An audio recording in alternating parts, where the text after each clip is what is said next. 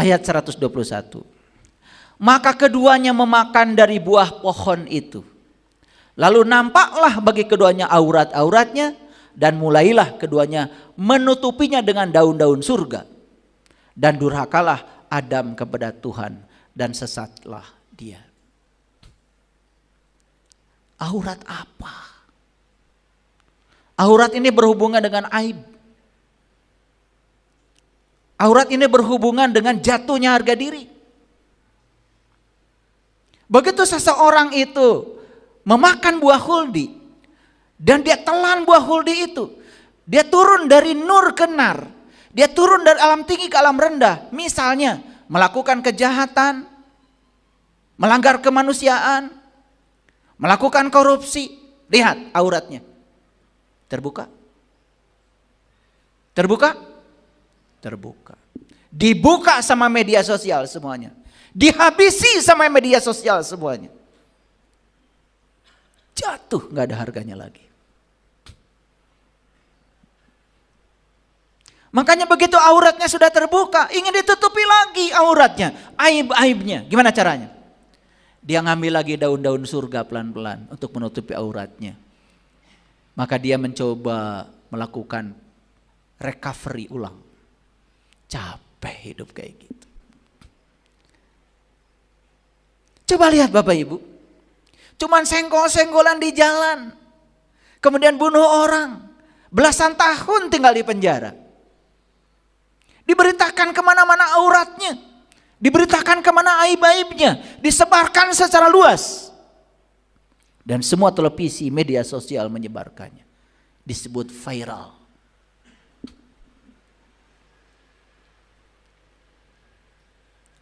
Saya juga viral, penyebar aliran sesat. Saya tidak takut dan saya tidak malu. Karena saya tidak melakukan kejahatan. Saya bukan koruptor, saya bukan penjahat, saya tidak merugikan banyak orang. Dan justru lewat kajian-kajian ini, banyak orang-orang yang tersadarkan, tercerahkan, mereka yang mau. Saya tidak akan berhenti. Saya akan terus melakukan ini. Ini kebenaran. Sekarang saya tanya Bapak Ibu. Pahami percakapan Allah, Adam, malaikat dan iblis seperti cerita sastra. Percakapan seperti cerita sastra dalam sejarah. Dapat manfaat apa? Betul nggak? Allahnya di luar, Adamnya di mana, iblisnya di mana, malaikatnya di mana, syaitannya di mana. Padahal itu adalah kehidupan kita. Kita sedang dialog dengan diri kita setiap saat di ruang dan waktunya. Itu kontekstual, itu juga konseptual.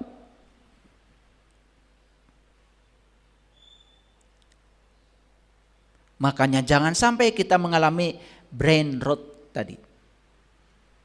Brain rot. Brain kita, otak kita terpapar oleh kedangkalan pengetahuan. Sehingga kita tidak bisa berpikir kritis lagi, tidak bisa berpikir kreatif lagi. Jujur, apakah Adam ini, kesadaran murni pada diri ini, sering jatuh? Sekarang mengerti? Ya. Jatuh dengan pasangannya. Yuk sekarang kita kembali. Makanya di dalam Quran, Summajtabahu Rabbuhu. Kemudian Tuhannya memilihnya. Kembali kepadanya. Fataba alaihi wahada. Dan mendapatkan petunjuk. Gak apa-apa Bapak Ibu, gak apa-apa. Kalau Adam ini pernah jatuh, terusir dari surga, terusir dari nur menjadi nar. Gak apa-apa sepanjang nar itu bukan untuk menggosongkan. Sepanjang nar itu untuk mematangkan. Apinya kita kendalikan.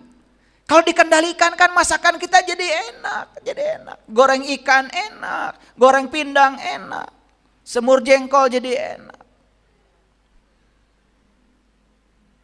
Betul? Semua jadi matang, semuanya jadi sempurna. Kalau nar itu adalah cara semesta untuk mematangkan kita, nggak apa-apa. Kadang-kadang kita harus diajarkan lewat kesalahan untuk menemukan kebenaran. Tetapi kata ayat ini, summa jatabahu rabbuhu. Kemudian Tuhan yang memilihnya, fataba, kembali kepadanya. Fataba alaihi wahada, dan mendapatkan petunjuk. Itulah endingnya, akhirnya dari Adam. Dia pulang. Dia kembali kepada kesadaran murni itu. Untuk memenuhi ayat innalillahi wa inna ilaihi rajiun. Gak apa-apa proses hidup kita seperti itu. Gak apa-apa. Paham Bapak Ibu? Lalu Allah berfirman, turunlah kamu berdua dari surga bersama-sama. Sebagian kamu menjadi musuh bagi sebagian yang lain. Maka jika datang kepadamu petunjuk dariku, awas, akan datang petunjuk dariku. Lalu barang siapa yang mengikuti petunjukku, ia tidak akan sesat dan tidak akan celaka.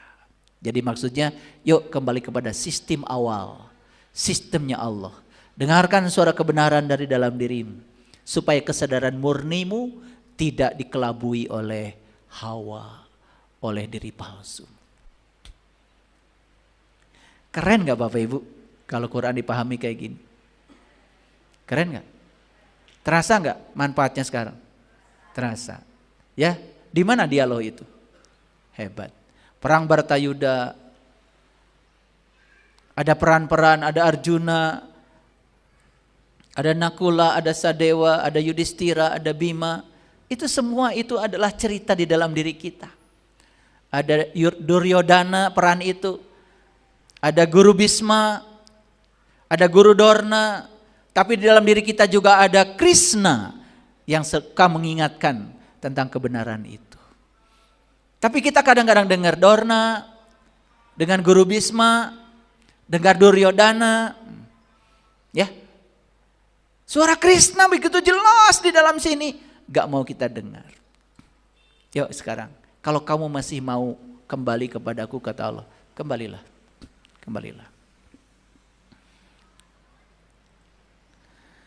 Dan barang siapa berpaling dari peringatanku, maka sesungguhnya baginya penghidupan yang sempit. Ini Toha 124.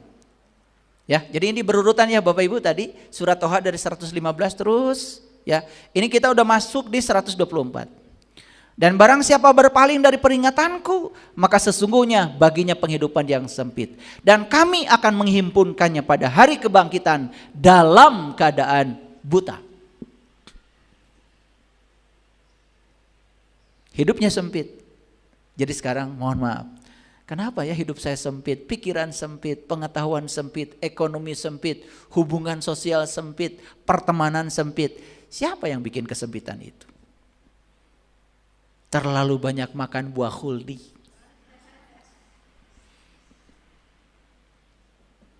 Itu aja. Ya. Oke. Nah, kita sekarang hidup di dunia dengan laju perubahan yang sangat cepat. Setuju? Barangkali Bapak Ibu baru saja beli HP baru, sudah ada generasi lebih baru lagi. Baru saja beli laptop baru, sudah ada generasi baru lagi. Itu dalam sisi perubahan teknologi. Apalagi perubahan dalam sisi kehidupan.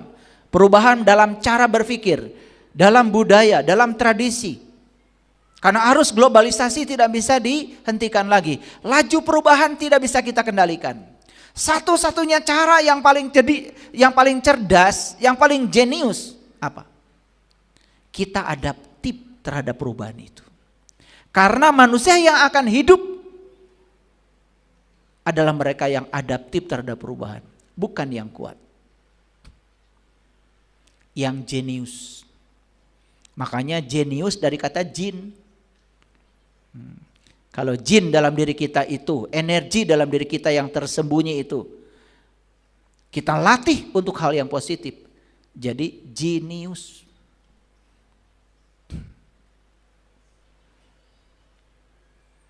Ya. Ibu bapak tidak bisa menghindar dari ketidakpastian hidup, betul? Siapa yang bisa menjamin kalau masjid ini seminggu yang akan datang, 2 minggu akan datang masih berdiri? Gak ada. Demikianlah kompleksitas kehidupan. Siapkan diri kita untuk memasuki area itu dengan kebijaksanaan. Krisis identitas, di mana setiap anak kehilangan jati dirinya karena dipaksa harus menjadi seperti yang orang tua mau.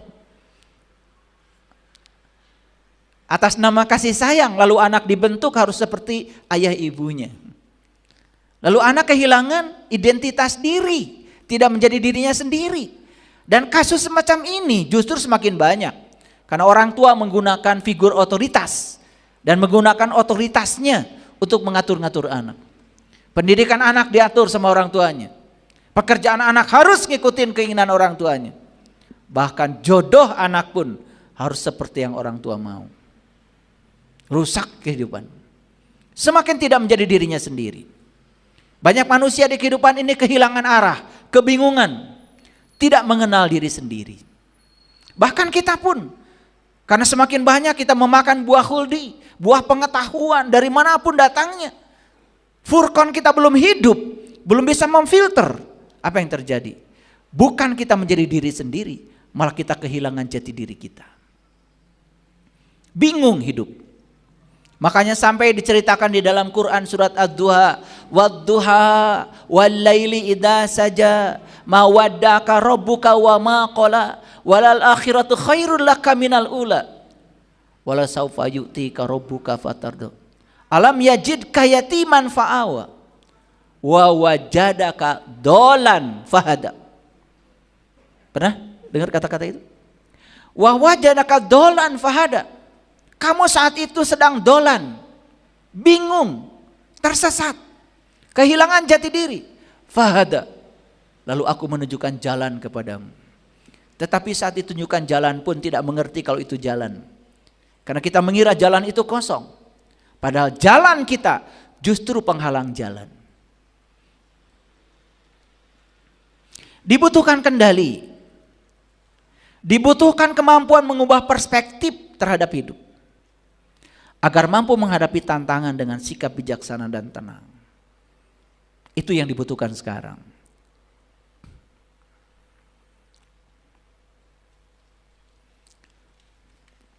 Dibutuhkan kemampuan untuk fokus pada hal-hal yang dapat dikendalikan. Ingat Bapak Ibu. Jangan berfokus pada hal-hal yang tidak bisa dikendalikan. Fokus saja pada hal yang bisa dikendalikan. Yang bisa dikendalikan itu pikiran kita, perasaan kita, dan sikap kita. Orang di sekitar kita pun tidak bisa kita kendalikan. Begitu kita berfokus pada hal yang tidak bisa kita kendalikan, dan kita mencoba mengendalikan sesuatu yang jelas-jelas tidak bisa dikendalikan, siap-siap menderita.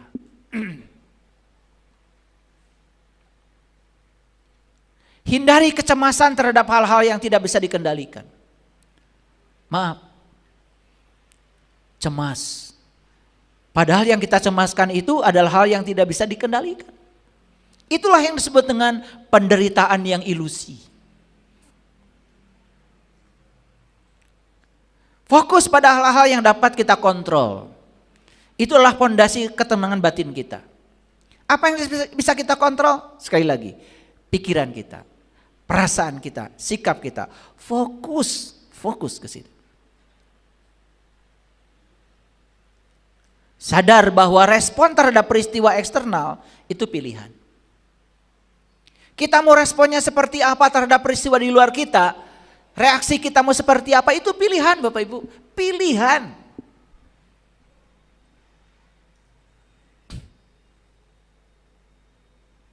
Lihat saya semua. Ini HP saya sedang saya pegang. Bisa jatuh nggak HP ini? Kenapa jatuh? Kalau saya lepaskan. Nah, saya bisa pegang, bisa saya lepaskan, itu pilihan. Pilihan. Tapi begitu saya lepaskan, hukum alam juga bekerja. HP ini pasti jatuh ke bawah, tidak mungkin jatuh ke atas. Karena di sini ada hukum gravitasi. Dan hukum gravitasi ini kenikmatan Allah yang luar biasa. Gak kebayang kalau gak ada gravitasi. Kita pipis takut. Berak takut. Minum kopi gak berhasil.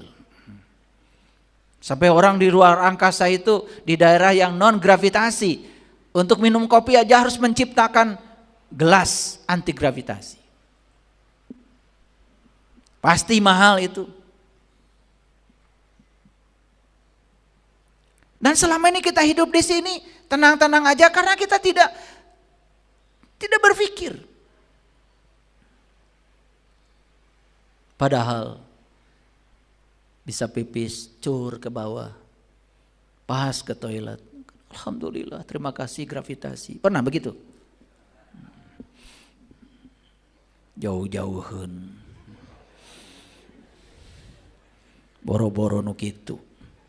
Pipis aja tidak dirasakan. Coba sambil pipis tuh jangan sambil ngomong, rasakan. Terima kasih ginjal, terima kasih tubuh. Begitu cerdasnya kamu. Yang sudah tidak berguna lagi dalam tubuh dikeluarkan. Yang berguna diambil jadi aliran darahku. Terima kasih. Aku tidak punya kesanggupan untuk memilih dari air yang aku minum, mana untuk darahku, mana untuk otakku, mana untuk mataku, dan mana yang harus dikeluarkan lewat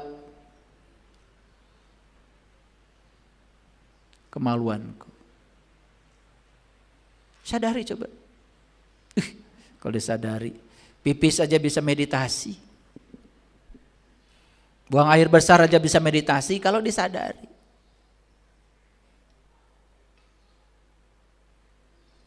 Semua kegiatan kita dilakukan dengan ketergesa-gesaan.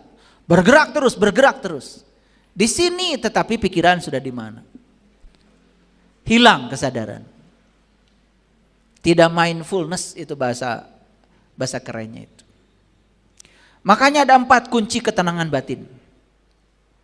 1, belajar mengelola reaksi atau respon emosi terhadap peristiwa di luar kendali kita. Agar tidak terjerumus pada perasaan negatif yang merusak kesejahteraan mental dan fisik kita. 1 itu. Jadi belajar mengelola reaksi atau respon emosi terhadap peristiwa di luar kita. Belajar, itu harus belajar. Jangan setiap ada yang tidak suka langsung otomatis. Ada yang tidak suka langsung marah. Coba mindfulness, beri jeda, tarik nafas. Kalau mau marah tuh tarik nafas dulu, beri jeda sedikit. Itu kunci yang pertama. Kunci yang kedua, belajar merenungkan pengaruh tindakan dan sikap hidup sehari-hari terhadap diri sendiri dan orang lain untuk meningkatkan kebijaksanaan. Kalau Bapak Ibu sudah bertindak dalam kehidupan sehari-hari, bicara, bertindak, coba renungkan yang sudah dilontarkan lewat mulut dan tindakan itu. Apa dampaknya untuk diri sendiri? Apa dampaknya buat orang lain? Dengan sering merenungkan itu, kebijaksanaan kita akan naik coba. Dengan pasangan aja sederhana. Kita mengatakan gini, oh ternyata pasangan saya tidak suka. Udah, jangan diulang lagi. Kita kalau melakukan ini, ternyata pasangan kita tidak suka, stop atuh. Kita tidak merenungkan itu. Kalau kita sudah berkata, udah aja. Kalau sudah bertindak, sudah saja. Coba renungkan dampaknya bagi diri sendiri dan orang lain seperti apa. Oh ternyata memberikan kepedulian pada orang lain itu orang lain bahagia ya. Oh ternyata saya bahagia ya. Ya sudah, saya akan lebih peduli lagi pada orang lain. Coba renungkan. Ini dalam rangka memfilter supaya tidak semua ya yang kita telan itu selalu menjatuhkan kita dari surga, dari nur ke nar.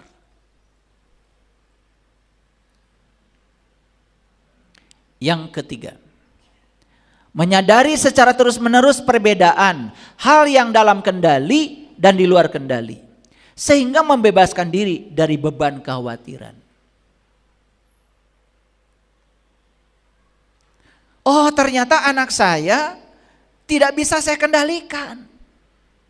Yang bisa saya kendalikan adalah pikiran saya terhadap anak saya. Bedakan. Mana yang bisa dikendalikan, mana yang tidak bisa kita kendalikan. Terus menerus disadari. Oh, pasangan hidup saya tidak bisa saya kendalikan. Cara bicaranya, cara berpikirnya, cara bertindaknya di luar kendali saya. Makanya supaya saya tetap damai dan batin saya tetap tentram, saya kendalikan pikiran saya terhadap yang dia pikirkan. Saya kendalikan pikiran saya dan perasaan saya terhadap yang dia ucapkan. Saya kendalikan pikiran dan perasaan saya terhadap sikap dia. Tidak usah diubah yang di luar, karena itu tidak bisa dikendalikan.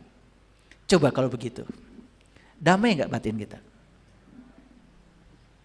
Yang keempat, belajar berempati pada aspek kemanusiaan yang lebih dalam, sehingga dapat mendukung dan memahami pengalaman orang lain.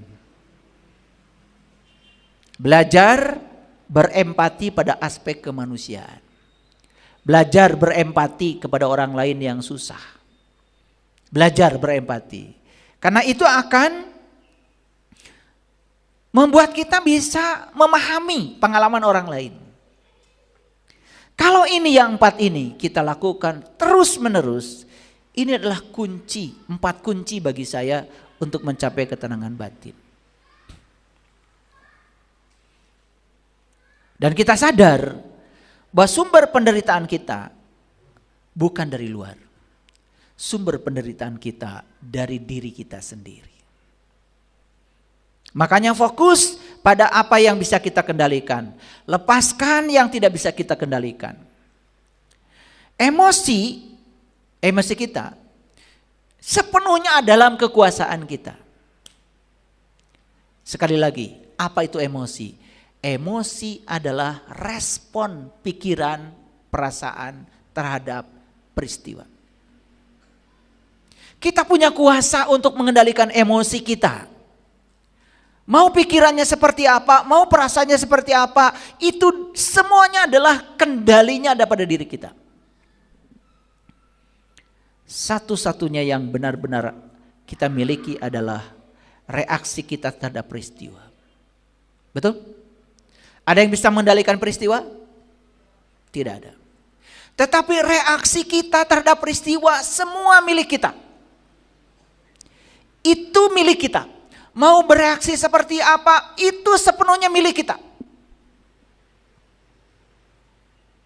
Dari mana sumber penderitaan? Sumber penderitaan datang dari menolak kenyataan. Bukan dari kenyataan itu sendiri. Ulangi ya. Sumber penderitaan dari mana? Dari penolakan terhadap kenyataan, bukan dari kenyataannya. Ada orang yang ditinggalkan oleh pasangan, gak apa-apa. Tetapi menolak, itu jadi apa-apa. Kenyataannya tidak apa-apa. Tetapi penolakan terhadap kenyataan menjadi apa-apa. Karena menolak. Jadi uring-uringan, jadi sedih, jadi itu, terus didramatisir.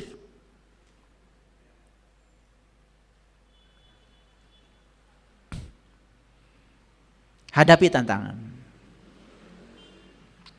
Kemajuan diri kita hanya akan terjadi kalau kita sanggup menghadapi tantangan. Bukan dengan cara menghindarinya. Kebijaksanaan adalah mengetahui perbedaan antara yang bisa kita ubah dengan yang tidak bisa kita ubah. Paham? Masa lalu bisa diubah? Tidak bisa. Tetapi sudut pandang kita terhadap masa lalu bisa diubah? Bisa. Kita fokus pada yang bisa diubah atau yang tidak bisa diubah? Jujur. Kita fokus pada situasinya. Yang jelas-jelas tidak bisa diubah. Karena kita tidak bisa memfokuskan mana yang bisa diubah, mana yang tidak bisa diubah. Harusnya fokus pada yang bisa diubah. Yang bisa diubah sekali lagi adalah masa lalu tidak bisa diubah. Peristiwanya sudah terjadi. Tetapi cara pandang kita terhadap masa lalu bisa kita ubah. Kapan? Sekarang. Demi untuk kesejahteraan batin saya hari ini, saya ubah cara pandang saya terhadap masa lalu. Ternyata semua orang yang menghalangi jalan saya di masa lalu adalah jalan dari Tuhan buat saya, bukan penghalang. Begitu diubah, langsung kita jadi damai. Pikiran yang tenang, itulah pikiran yang kuat. Miliki pikiran yang tenang, karena di situ ada kekuatan. Pikiran yang tidak tenang, di situ ada kekacauan, di situ ada kelemahan. Lihat pikiran yang lemah. Maka orang yang pikirannya lemah, yang dibicarakan pasti masa lalu.